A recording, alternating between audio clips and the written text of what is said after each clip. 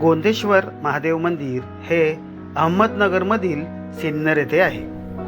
मित्रांनो, आज आपण आलो आहे गोंदेश्वर महामंदिर सिन्नर येथे।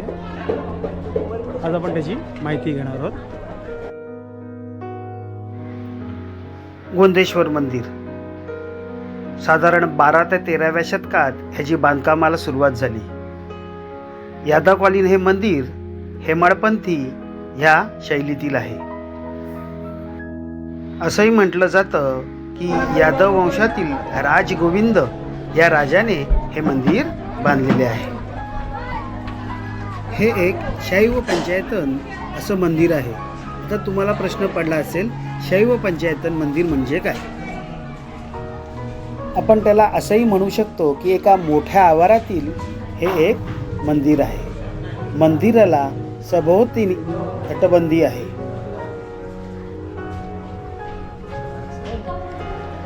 आज शिरतानाच मंदिराचा विलोभनीय असा हा भाग आपल्याला दिसतो। तुम्ही समोर बघतच आहात, किती सुंदर असं हे मंदिर दिसतंय।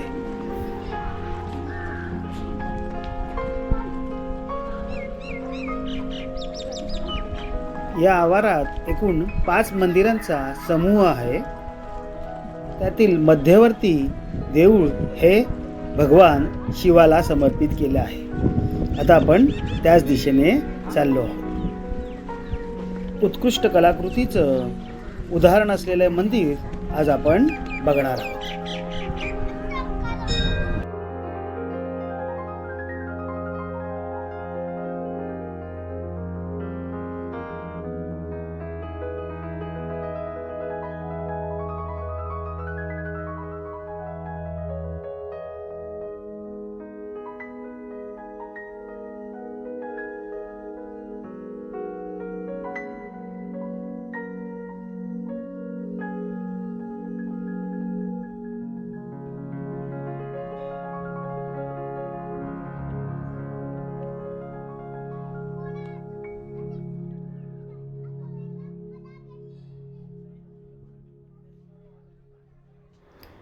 सुंदर अशा नक्षीकाम केलेल्या द्वारातून आपण आतमध्ये शिरतो। घुमटावरील जे नक्षीकाम केले ते सुद्धा अद्वितीयच आहे। आणि आता आपण नक्षीकाम केलेल्या मंडपातून आत जातोय। आत गेल्या गेल्याच परत दुसरं द्वार लागतं, मुख्य मंदिराचं द्वार लागतं। त्यावर सुद्धा सुंदर नक्षीकाम केलेली आहे। आणि यावरील जे घुमट आहे, जे तुम्ही समोर बघताय, त्याच्यावरील सुद्धा नक्षीकाम अद्वितीयच आहे।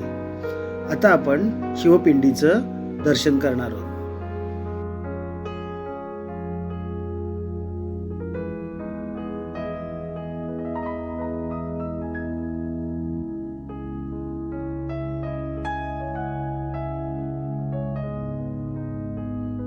मित्रांनो, आता आपण मंदिरातील जे स्तंभ आहेत त्यावरील कोरीवकाम बघत आहोत। अतिशय सुंदर असं हे कोरीवकाम आहे आणि त्यामागे काहीतरी अर्थ सुद्धा आहे।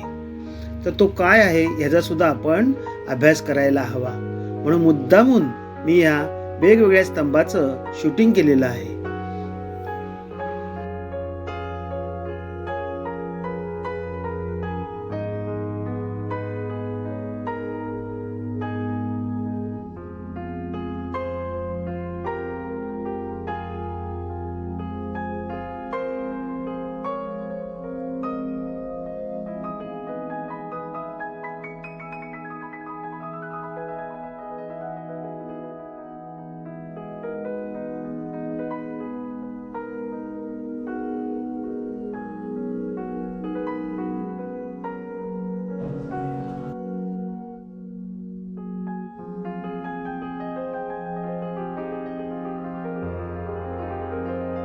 तुम्ही जर बघत असाल तर वेगवेगळ्या स्तंभावरती वेगवेगळं नक्षीकाम केलेलं आहे आणि ते अभ्यासपूर्णच केलेलं असावं किंवा आहे।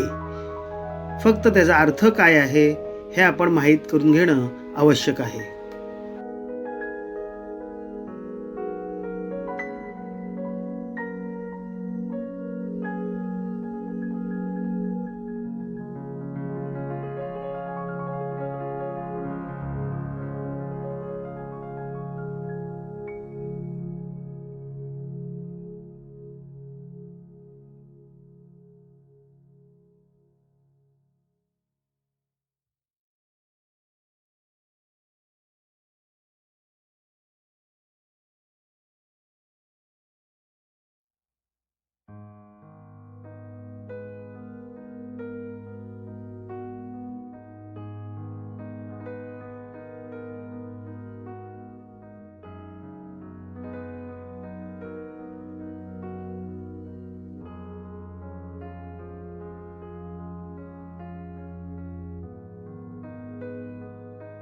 मुख्य मंदिराचं दर्शन करून आपण जी उर्वरित 4 मंदिरं आहेत ती भगवान विष्णू, पार्वती, सूर्य आणि गणपती यांची मंदिरे आहेत.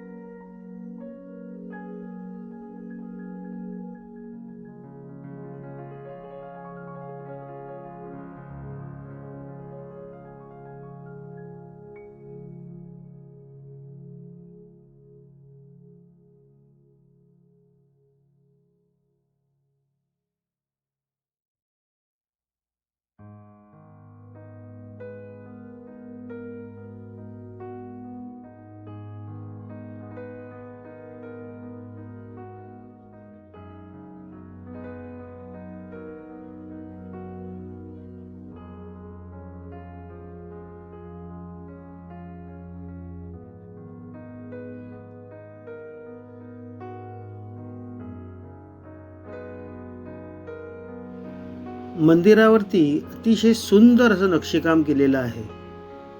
आता आपण बघतोय ते गजशिल्प बघतोय. इथे सुद्धा तुम्ही नीट बघाल तर जे हत्ती आहेत म्हणजे गज जो आहे त्याच्या वेगवेगळ्या मूर्त्या आहेत. त्यातील काही भग्न पावलेल्या आहेत तर काही सुस्थितीत आहेत. असं खूप नक्षीकाम या मंदिरात आहे. त्याला अर्थ आहे आणि तो आपण माहिती करून घेतला पाहिजे.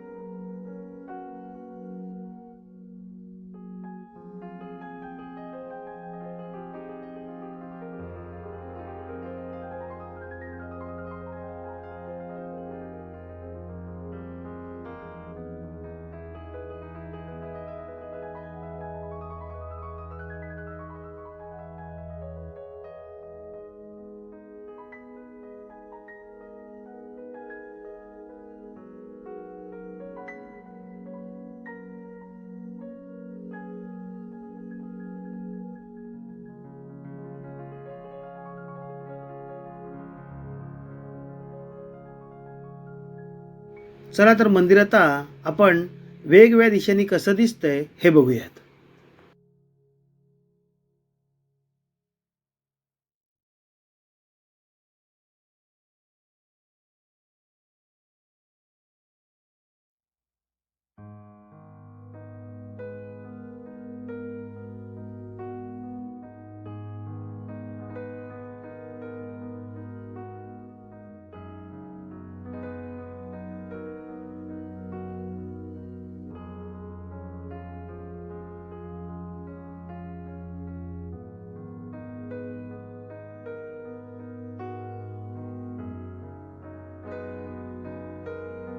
अद्वितीय, दुसरा शब्द नाही.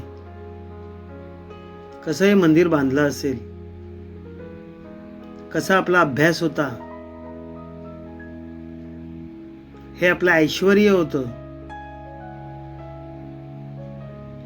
यामध्ये किती बुद्धिमत्ता असेल, किती कलात्मक लोक असतील.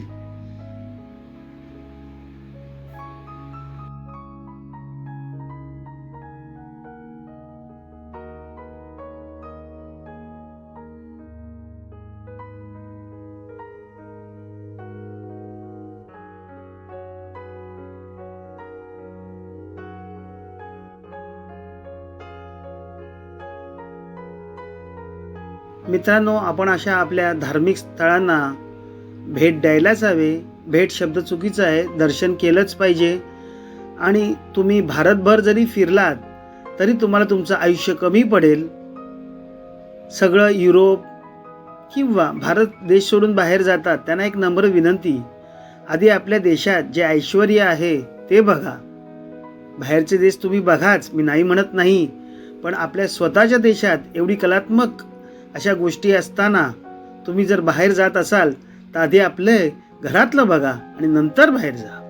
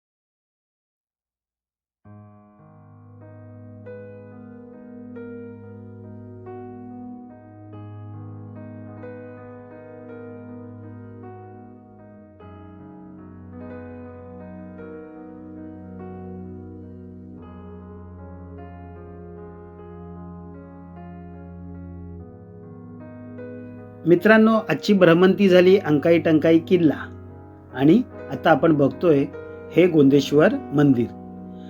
मित्रांनो, स्वराज्याचे वैभव या संस्थेचे मी आभार मानतो, कारण त्यांच्यामुळे आज ह्या दोन्ही गोष्टी मला बघायला मिळाल्या. अमित बदे हा नेहमीच सर्वांना गड भ्रमंती, मंदिर भ्रमंती आणि निसर्ग भ्रमंती करून आणतो. तो अतिशय वाजव्या अशा किमतीत नेतो. मी इतर जे गडभ्रमंती करतात त्यांच्याबरोबर सुद्धा फिरलेलो आहे, परंतु अमित बदेबरोबर फिरण्याची जी मजा आहे ती वेगळीच. तर मी त्याचा इथे नंबर देत आहे, त्याच्याशी संपर्क करा. समोर दिसतीये ती स्वराज्याची वैभव, ही आमची टीम. मित्रांनो, हा जर व्हिडिओ तुम्हाला आवडला असेल तर लाईक करा, सबस्क्राईब करा, शेअर करा. धन्यवाद.